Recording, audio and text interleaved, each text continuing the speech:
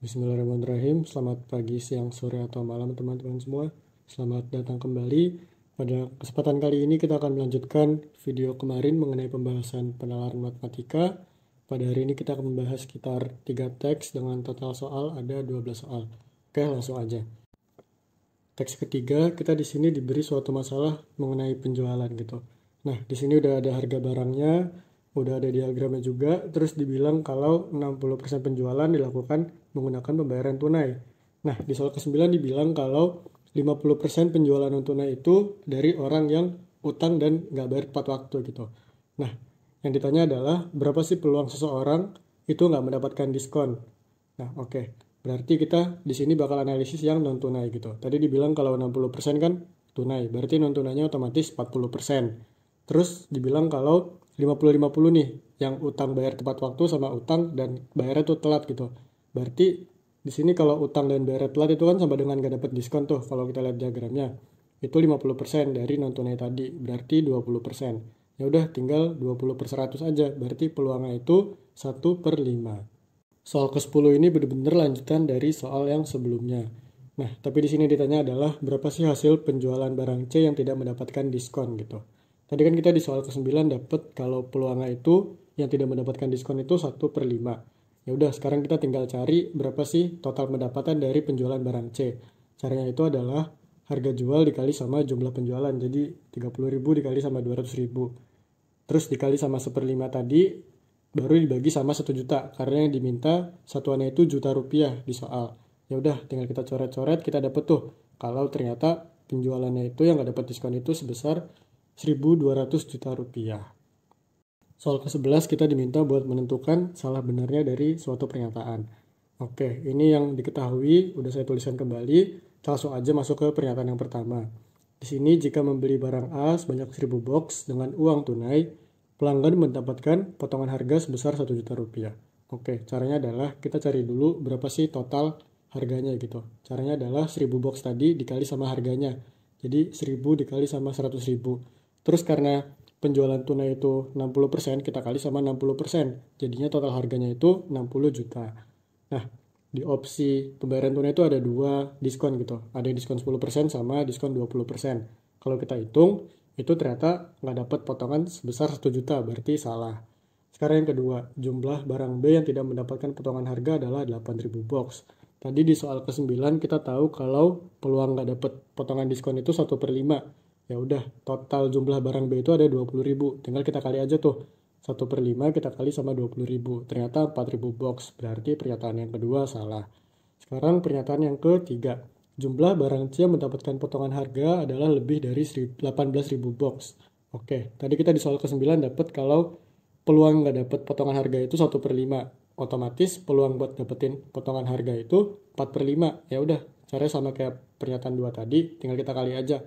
Berarti jumlah barang C itu ada 30.000, kita kali sama peluangnya 4/5. Itu jawabannya 24.000. Berarti benar kan karena lebih dari 18.000 box. Yang opsi E, salah benar. Soal terakhir di teks ketiga ini, di sini dibilang kalau 60% itu menggunakan pembayaran secara tunai. Terus di soal ke-12 dibilang kalau 50%-nya itu menggunakan uang digital. Yang ditanyain adalah berapa sih total penjualan ketiga barang tersebut kalau kita pakai pembayaran secara digital. Oke, jadi dibilang kalau tunai itu 60%. Terus digital itu 50% dari pembayaran tunai. Otomatis uang digital itu sebesar 30%. Terus sekarang kita lihat diagramnya. Di sini kalau kita bayar pakai uang digital, kita dapat diskon sebesar 20%. Langsung kita cari aja tuh yang A. Caranya adalah banyaknya tadi yang digital 30%, dikali sama jumlah penjualannya itu, dikali sama harga jual per box, dikali sama harga setelah diskon. Tadi kan diskonnya 20%. Otomatis harga setelah diskonnya 80%. Kita bagi sama 1 miliar, karena di soal yang diminta adalah satuan miliar rupiah gitu. Nah, kita masukkan angka-angkanya. Dapat yang A itu 0,6 miliar. Cara yang B juga sama, tinggal kita ubah aja jumlah penjualannya sama harga penjual per boxnya. Yang C juga sama, tinggal kita ganti. Nah, yang B kita dapat 0,72 miliar, yang C kita dapat 1,44 miliar. Jadi kalau kita jumlah itu, kita dapat 2,76 miliar, yang opsi E. Kita move on ke teks keempat. Sekarang ini teks mengenai gaji. Nah, Raina ini punya gaji pokok itu 3.500.000, tapi dia punya bonus 5% dari kelebihan hasil penjualannya. kalau penjualannya itu lebih dari 25 juta rupiah. Di soal ke-13 dibilang, Raina ini udah kerja 3 tahun, terus gajinya itu juga naik sebesar 20%. Tapi aturan penerimaan bonusnya ini berubah. Sekarang itu bonusnya itu 3% dari selisih penjualan yang melebihi 50 juta. Nah, Raina ini berhasil jualan sebesar 60 juta. Yang ditanya adalah berapa sih pendapatan yang diterima Raina pada bulan tersebut gitu. Oke, kita hitung dulu aja kenaikan gajinya. Berarti tadi naik 20%. 20% dari 3,5 juta itu 700 ribu. Berarti gaji pokoknya itu 4 juta 200. Nah, sekarang kita cari bonusnya. Tadi bonusnya tuh 3% dari selisihnya gitu. Jadi 3% dari 60 juta dikurang 50 juta. Jadi 300 ribu. Ya udah tinggal kita jumlah aja. Jadi gaji plus bonusnya itu jadi 4,5 juta yang opsi A. Soal ke-14 di sini dibilang kalau Raina itu punya gaji 5 juta rupiah. Yang jadi pertanyaan, berapa sih hasil penjualan Raina pada bulan tersebut? Oke, tadi kita tahu kalau pendapatan Raina itu gaji ditambah sama bonus, itu sama dengan 5 juta rupiah. Tadi gaji pokoknya kan 3,5 juta, otomatis bonusnya 1,5 juta gitu. Nah, buat cari bonus tadi kan 5% dari selisih antara yang dia jual sama 25 juta, itu sama dengan 1,5 juta. Oke, 5%-nya kita pindah ruas tuh, jadi penjualannya dikurang 25 juta sama dengan 1,5 juta dibagi sama 5%. Jadi kita dapat kalau hasil penjualan total Raina itu sebesar 25 juta ditambah 30 juta, jadinya 55 juta, yang opsi C. Soal ke-15, di sini dibilang kalau Raina bakal mendapatkan bonus sebesar 5% dari kelebihan hasil penjualannya, yang melebihi 25 juta. Yang ditanya adalah, jika X adalah hasil penjualan yang diperoleh Raina pada bulan tertentu, dengan X lebih besar dari 25 juta, maka berapa sih bonus yang diterima Raina pada bulan tersebut? Intinya kita diminta gimana sih model matematika dari bonus yang diterima sama Raina ini. Oke, tadi kita tahu kalau Raina ini bakal dapat bonus 5% dari selisih antara hasil penjualan dia dikurang sama 25 juta. Karena kan harus melebihi 25 juta tuh. Udah tinggal kita masukin aja. Berarti 5% dikali sama hasil penjualan dikurang sama 25 juta. Nah, tadi hasil penjualan itu diibaratkan sebagai X. Berarti kita kaliin tuh. 0,05 dikali X dikurang sama 1,25 juta. Jadi yang opsi B. Soal ke-16, soal terakhir yang kita bahas di teks keempat ini. Sebenarnya kita tinggal lanjutin aja dari soal ke-15 tadi. Nah, sekarang yang diminta adalah gimana sih model matematika dari pendapatan Raina gitu. Tadi kan pendapatan Raina itu gaji ditambah sama bonus. Tinggal kita masukin aja angka-angkanya. Berarti gajinya 3,5 juta. Terus model matematika dari bonusnya udah kita dapat tuh di soal ke-15 tadi. Ya udah tinggal kita jumlah aja. Berarti 3,5 juta ditambah sama 0,05x dikurang sama 1,25 juta. Jadi kita dapat jawabannya yang opsi E, 0,05x ditambah 2,25 juta. Teks kelima, teks terakhir yang kita bahas hari ini. Di sini teks mengenai sumur, ada katrolnya juga. Nah, dibilang kalau radius dari roda katrol itu 10 cm. Jadi jari-jarinya itu 10 cm. Jika H sama dengan 5 meter, agar gagang ember mencapai ketinggian 2 meter di bawah pusat roda katrol, maka roda katrol ini harus berputar sebanyak berapa kali? Oke, jadi hanya itu ketinggian 5 meter. Cuma yang kita butuhin sebenarnya itu cuma sampai 2 meter di bawah pusat roda katrol gitu. Jadi tinggi sebenarnya tinggal kita kurang aja. 5 meter dikurang 2 meter, jadi 3 meter. Nah, di sini banyaknya putaran roda itu dianggap sebagai X. Jadi sebenarnya kita tuh disuruh buat nyari X-nya ini.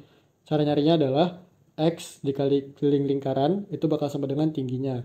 Oke, yaudah tinggal kita masukin aja. Berarti X dikali 2πr sama dengan tingginya tadi 3 meter, 300 cm.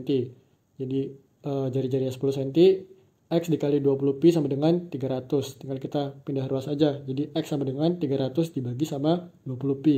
Jadi 15 per pi yang jawaban B. Soal ke-18 ini kebalikan dari soal ke-17 tadi. Nah, di sini dibilang kalau kita diketahui nih, banyaknya putaran roda itu 50 kali buat si ember ini nyampe ketinggian 2 meter di bawah sumber roda katrol. Yang ditanyain adalah berapa sih H-nya atau ketinggiannya itu berapa sih? Nah, caranya adalah banyaknya putaran tadi itu dikali sama keliling lingkaran dibagi 100 karena yang diminta kan satuannya meter. Dijumlah sama ketinggiannya tadi 2 meter dibagi sama 100 juga. Oke, tinggal kita masukin aja. Berarti tadi putarannya 50 dikali sama 20 pi per 100 ditambah sama 200 per 100. Jadi jawabannya yang opsi E, 10 pi ditambah sama 2. Soal ke-19 persis banget caranya kayak soal ke-18 tadi. Di sini kita tahu kalau X-nya itu butuh 20 putaran roda katrol buat narik ember dari dasar sumur hingga ujung gagangnya itu menyentuh permukaan air. Yang ditanya adalah tinggi air itu berapa sih dalam sumur itu. Oke, cara juga persis kayak tadi, berarti banyaknya putaran dikali sama keliling lingkaran dibagi 100, dijumlah sama, kita lihat tuh, tinggi dari embernya itu 20 cm di soalnya, berarti ditambah sama 20 per 100, jadinya 4pi ditambah 0,2, yang opsi E. Soal ke-20, soal terakhir yang kita bahas hari ini, di sini masih sama cara ngerjainnya kayak 18 sama 19 tadi, cuma ada speciality-nya di sini. Dia ini terjadi waktu musim kemarau. Nah, si roda katrol ini harus berputar sebanyak 200 kali.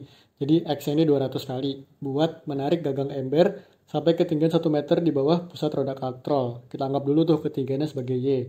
Yang ditanya juga masih sama, masih H-nya itu berapa sih? Nah, kita baca di soal nih. Kalau waktu musim kemarau itu permukaan air turun sebanyak 50 cm. Jadi Y-nya tadi 1 meter tuh kita kurang tuh sama 50 cm. Jadi 50 cm.